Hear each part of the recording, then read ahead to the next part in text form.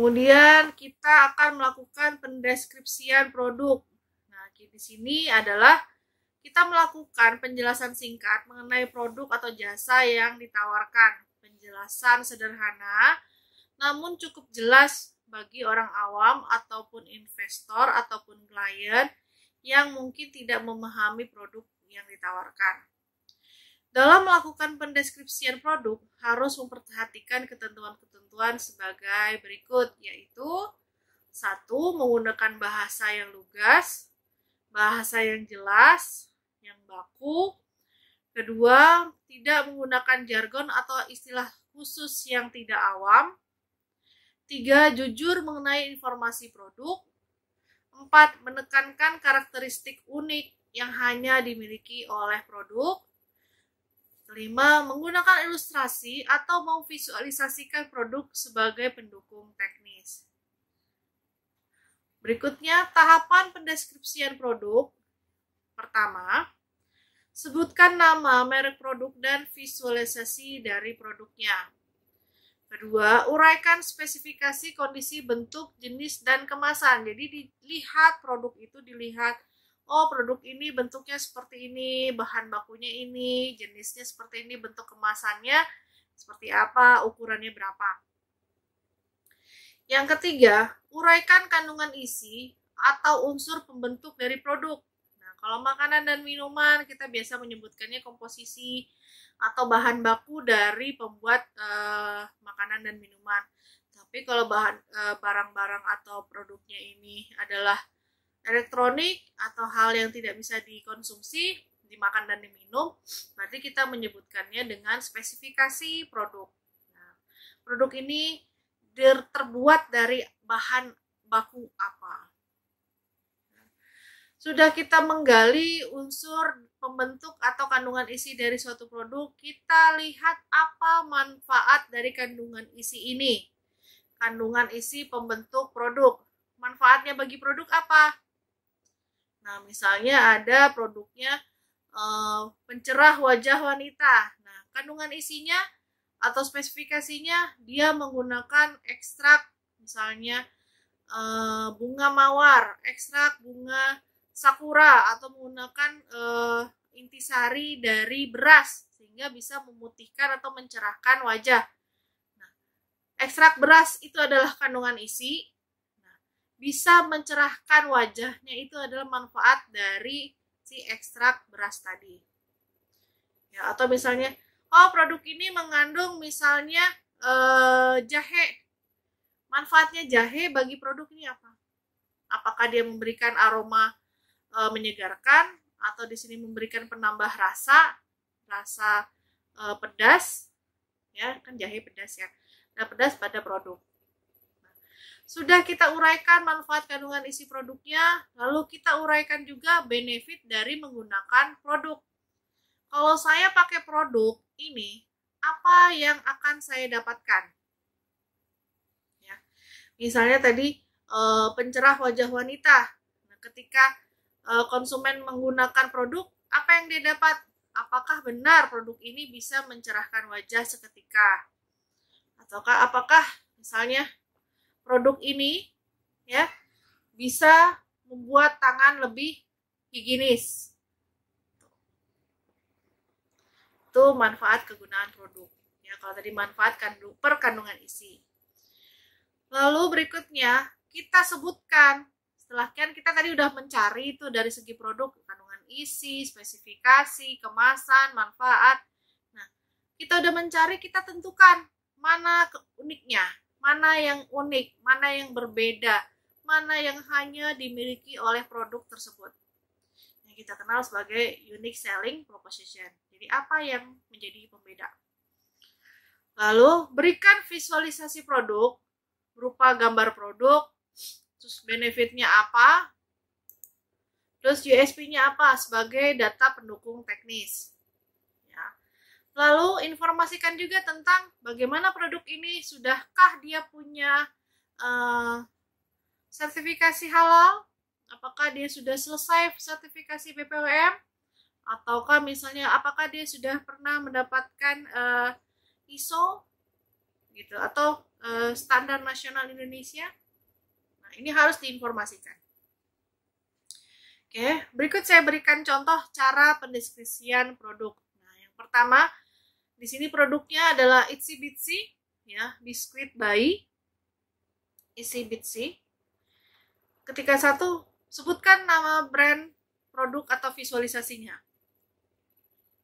Kita tunjukkan brandnya namanya Itsy Bitsy, kemudian gambar produknya seperti apa. Karena dari gambar produk kita bisa tahu, oh kemasannya ini, ya, oh bentuknya seperti ini, kayak gitu.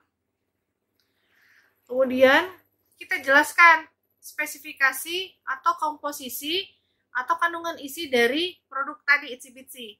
Nah, di sini kita menjelaskan bahwa Itsy Bitsy ada dua kemasan, yang small dan yang large. Nah, Itsy Bitsy berupa kemasan kaleng yang menjanjikan bahwa biskuitnya itu, cookiesnya itu tetap dalam keadaan baik, ya, jadi tidak masuk angin, tidak melempem gitu. Nah, makanya dia menggunakan di sini kemasannya kaleng. Lalu dia menceritakan juga, kita ceritakan juga bahwa Itsy Bitsy ini produk yang terdiri dari apa saja. Nah, ternyata ada dua jenis penyajian. Ada yang namanya early bitter untuk bagi bayi yang baru belajar makan. Jadi ada ketentuannya produknya di sini. Kemudian ada untuk bayi yang sudah bisa mengunyah makanannya atau disebut dengan good biter. Untuk yang early bitter tadi ada 6 varian rasa. Kemudian untuk yang good bitter bayi di atas 6 bulan ada 3 varian rasa. Lalu uraikan kandungan isinya. Nah, kita sebutkan early bitter nih terbuat dari apa saja. Ada yang namanya Let's Go Yogo, ada yogurt, butter, flour, apple, dan corn flour. Jadi ada yogurt, ada mentega, ada tepung, ada apel, dan ada tepung jagung. Dan seterusnya disebutkan sampai ke 6 variannya tadi untuk yang early bitter. Lalu yang untuk good bitter kita sebutkan juga ada 3. Nah, kandungan isinya apa saja? Misalnya gitu, ada misalnya yang Poppin Pumpkin. Di sini berisi pumpkin, butter, flour, corn flour, organic fruit sauce. Nah, isinya berarti ada pumpkin itu apa ya? Labu, kemudian ada mentega, tepung jagung, terus ada saus, jam ya, apa sih? Selai buahnya gitu. Ya, setelah kita sebutkan kandungan isi, uraikan manfaatnya. Gitu. Alangkah lebih baik kalau kita punya visualisasi dari kandungan isi tadi. Misalnya ada kandungannya si early bitter tadi mengandung apel. Kasih gambar apel. Nah, dan kita cari apel itu punya kandungan apa saja. Oh, dia punya ini, punya vitamin C, punya beta karoten, vitamin A. Nah, kandungan isinya buat apa? Untuk melawan sel kanker, menurunkan kolesterol, punya vitamin B yang buat ini, buat itu gitu. Jadi diceritakan di sini kandungan isi dan manfaatnya. Kemudian tadi ada yang mengandung buah bit. Buah bit tadi mengandung apa? Asam folat, fungsinya untuk menumbuhkan atau mengganti sel-sel yang rusak. Nah, ini tahu dari mana informasi ini? Ya silakan, kita bisa buka, kita bisa cari dari berbagai macam sumber, tapi yang pasti yang jelas, gitu ya. Jadi tidak mengarang isinya. Misalnya mengandung coklat, karena coklat bisa mengembirakan. Jelaskan apanya dari coklat tadi yang bisa membuat kita menjadi senang, menjadi gembira, gitu ya.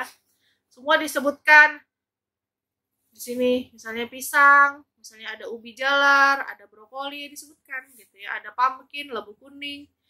Jelaskan punya khasiat apa saja. Ya. Sudah dijelaskan secara detail, kemudian kita uraikan juga benefit dari penggunaan produk. Nah, di sini ceritanya, Itsy Bitsy ini adalah kue kering untuk bayi usia 6 hingga 7 bulan ke atas. Nah, Itsy Bitsy ini ingin memberikan makanan yang sehat untuk bayi, makanan yang alami dan juga enak rasanya. Gitu. Nah, bisa juga kita memberitahukan bahwa Itsy Bitsy ini baik untuk apa? Untuk pertumbuhan gigi, kelancaran kelancaran bayi untuk berbicara gitu. Lalu setelah menceritakan tentang benefit dari penggunaan produk, ceritakan karakteristik uniknya. Apa nih karakteristik unik dari Itsy Bitsy tadi? Itsy Bitsy tadi ternyata dia adalah cookies dari bahan organik, tanpa gula, tanpa garam, tanpa MSG. Gula, garam, MSG, dan bahan organik ini harus diuraikan dulu di atas di kandungan isi dan komposisi. Jadi kita bisa menuliskan bahwa USP-nya adalah cookies tanpa gula, garam, dan MSG. Lalu kita juga bisa mengambil visualisasi gambar-gambar produk. Nah, seperti ini ya, kita tunjukkan gambar-gambar produknya. Lalu setelah kita menunjukkan semua gambar visualisasi produk, benefit produk, USP, dan sebagai pendukung teknis, di sini kita juga menginformasikan bahwa apa yang telah dicapai produk ini, apakah dia punya sertifikasi halal, apakah dia punya ISO. Nah, di sini Itsy Bitsy sudah punya sertifikasi halal karena waktu zaman dulu ini ya, dia pakai sertifikasi halal dari MUI. Kemudian tercatat sebagai Best Choice Award sebagai makan ringan organik untuk bayi. Oke, itu bentuk dari pendeskripsian produk. Nah, ini penting sekali di dalam brief untuk pembuatan iklan. Nah, rata-rata mahasiswa itu masih kurang aware terhadap pendeskripsian produk. Jadi tolong diperhatikan baik-baik ya masalah pendeskripsian produk. Oke, kemudian kita juga di sini mengolah atau menganalisa produk kita yang akan kita iklankan itu sudah dalam tahap siklus hidup produk di mana. Nah, nanti saya akan menjelaskan mengenai produk life cycle atau yang dikenal sebagai PLC. Setiap pemasar mengetahui bahwa produk yang dipasarkan itu pasti mengalami siklus hidup produk atau produk life cycle. Nah, apa sih PLC itu? PLC adalah jalur yang akan ditempuh oleh penjualan dan keuntungan yang didapat selama produk itu hidup, produk itu ada.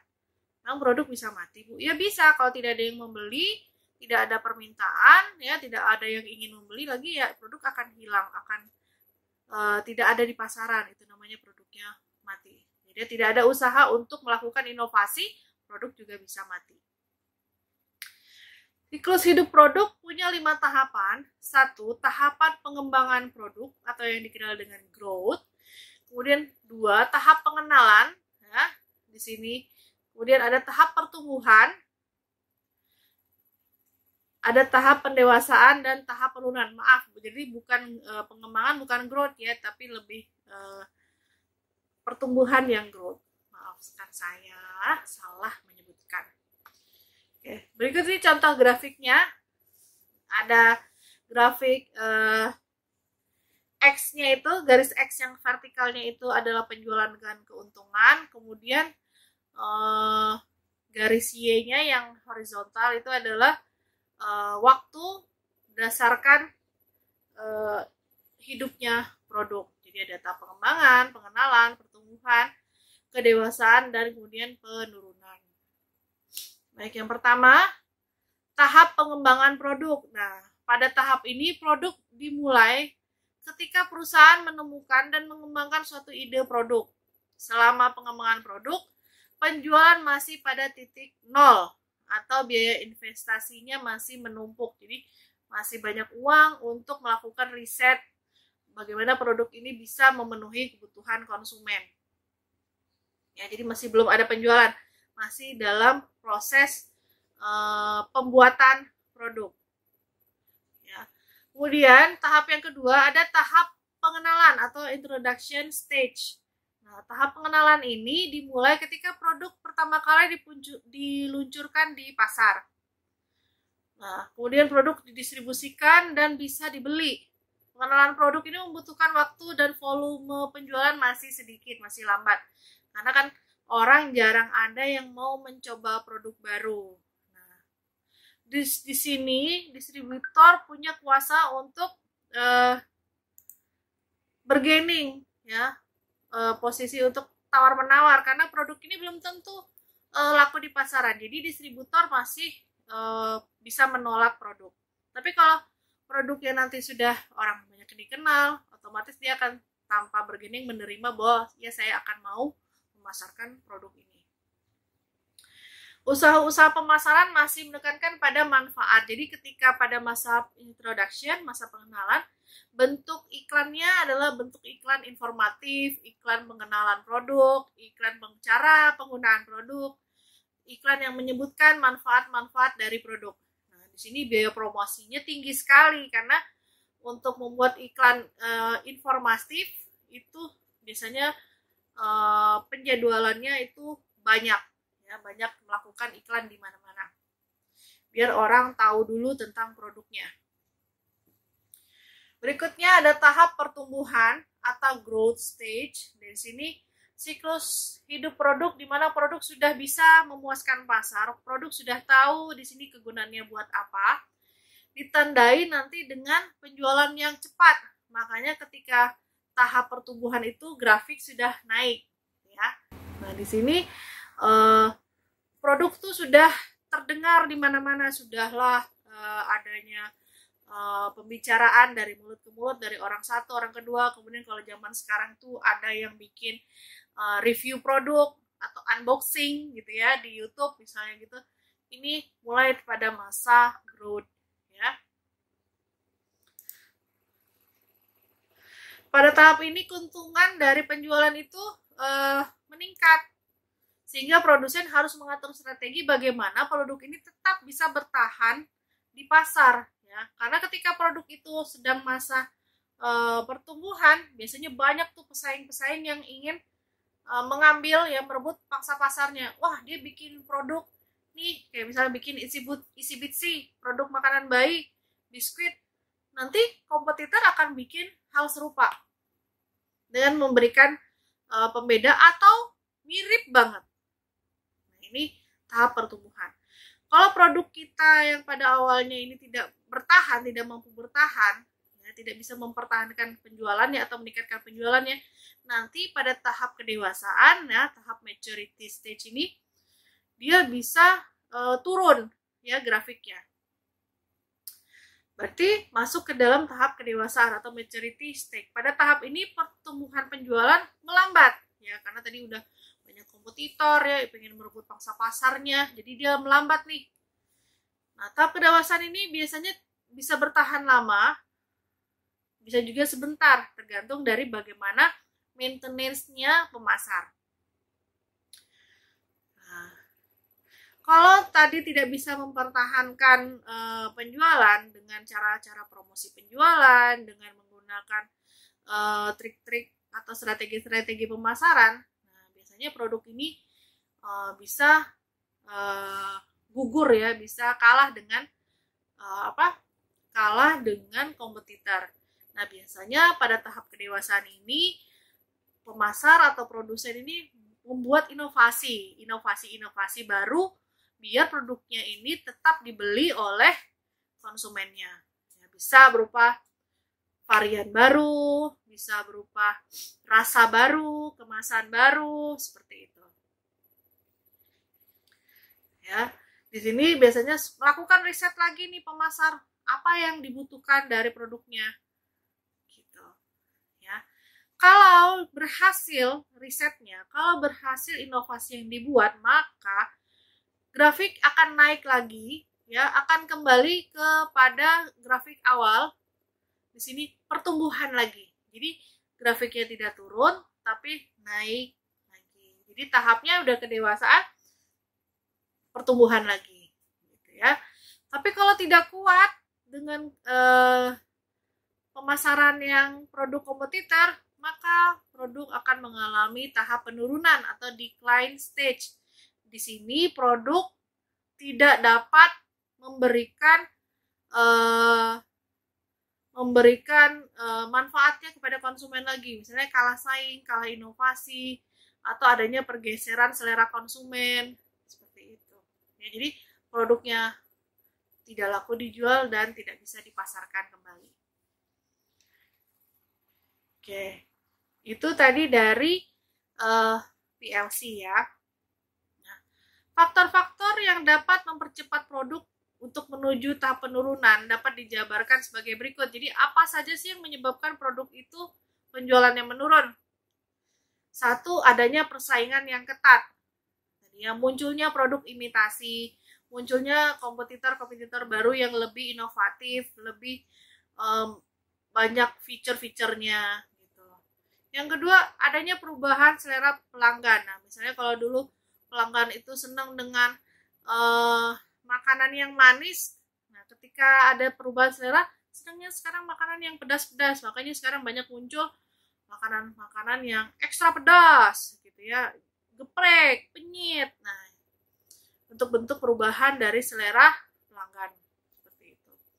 Atau misalnya kalau dulu orang senang yang namanya produk perawatan itu sendiri-sendiri, misalnya pembersih sendiri, shampoo sendiri, conditioner sendiri. Nah, sekarang senangnya banyak yang 2-in-1. Kenapa? Memikirkan yang praktis-praktis. Pengennya cepat gitu. Jadi makanya adanya perubahan selera konsumen ini mengganggu atau mempercepat tahap penurunan suatu produk. Atau adanya muncul inovasi atau teknologi baru. Ya. Ini pasti sangat membuat ya pasar itu turun gitu. Nah, ketika BlackBerry kenapa kalah sama Android? Karena BlackBerry tidak bisa mampu mengadopsi dari teknologi yang digunakan Android. Kalau misalnya si BlackBerry ini mengadopsi, ya mungkin akan tetap bertahan. Lalu yang keempat, faktor perubahan dan pada lingkungan. Ya, kayak misalnya COVID kan perubahan pada lingkungan. Kalau dulu orang nggak seneng, nggak penting itu punya masker, nggak penting dengan hand sanitizer, nggak penting dengan misalnya desinfektan. Nah, ketika ada COVID, berubah langsung lingkungan. Yang dulu masker itu biasa saja, ya warna biru, putih, pakai tali gampang putus. Nah, ketika ada perubahan lingkungan, COVID semakin merajalela, sekarang muncullah bentuk-bentuk dari masker yang baru. Ya, adanya desinfektan atau misalnya hand sanitizer yang bentuknya yang tadinya cairan sekarang jadi bentuknya semprot gitu ya, spray. Atau misalnya adanya perubahan-perubahan lagi dari lingkungan, misalnya kalau dulu masker gitu-gitu aja, sekarang masker, lihat nggak perkawinannya Atta Aurel, masker ada Swarovski-nya gitu ya kan, keren gitu ya. Dulu kan masker jelek. Itu adalah faktor-faktor ya, 4 faktor yang mempengaruhi cepatnya penurunan dari produk di pasar. Oke, itu dia materi pertemuan 5 pada mata kuliah Marketing and Branding.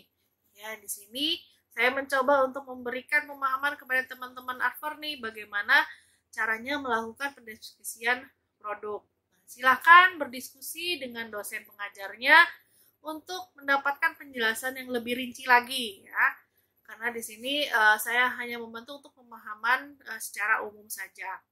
Nah, silahkan berdiskusi kepada dosennya agar mendapatkan pemahaman yang baik. Oke, itu saja dari saya materi pertemuan 5 pada Marketing dan Branding. Jangan lupa udah nonton, belum like nih ya. Belum komen, ya silakan komen, berikan masukannya kepada saya harus seperti apa dalam menjelaskan. Kemudian jangan lupa subscribe untuk mendapatkan informasi notifikasi ada video baru pada mata kuliah Marketing and Branding. Oke, sekian dari saya. Saya pamit, di sini Dina Andriana sebagai dosen pengampu mata kuliah. Assalamualaikum warahmatullahi wabarakatuh.